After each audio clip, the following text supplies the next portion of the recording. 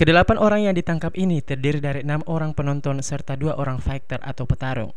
Mereka masing-masing RA dan MA sebagai petarung, sementara EI, AB, TS, MRA, MAF, dan MAS merupakan penonton. Mereka ditangkap di beberapa tempat di kota Makassar.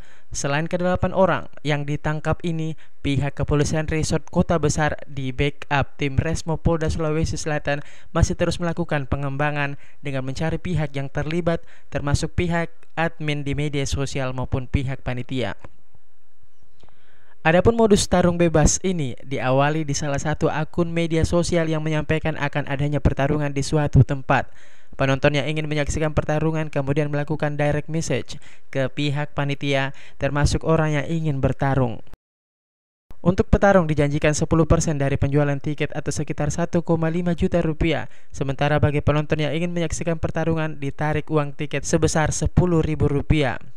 Untuk aturan duel, yakni apabila ada yang menyerah maka pihak yang bertahan menjadi pemenang. Begitupun jika pertarungan telah selesai, wasit yang akan menentukan pemenang dan yang kalah.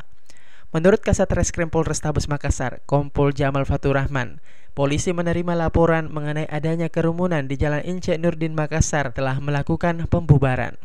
Namun keesokan harinya sebuah video pertarungan bebas yang menampilkan perkelahian brutal dan ditonton kerumunan orang viral di media sosial. Kejadiannya kurang lebih hari Senin dini hari, itu di sekitar Jalan Ince Nurdin di dekat Monumen Mandala. Jadi kami setelah menerima informasi, kemudian tim dari Polsek, Polrestabes Makassar, dan dari Polda Sulsel melakukan penyelidikan. Dan alhamdulillah tadi malam kami sudah mengamankan kurang lebih 8 orang yang diduga sebagai petarung ataupun fighternya beserta penonton di beberapa tempat.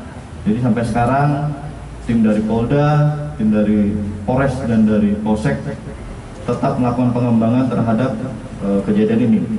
Untuk sementara tim sedang melakukan pencarian terhadap orang-orang lainnya dan terkait dengan panitia yang mengadakan.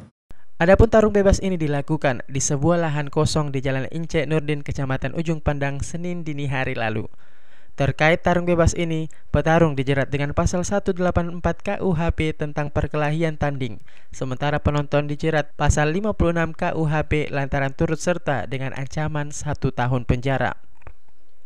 Polisi masih melakukan pendalaman apakah ada tindak pidana lain yang akan disangkakan pada para pelaku. Para pelaku juga akan menjalani tes urin. Ilham Cepi, Fajar TV dan Fajar Radio melaporkan.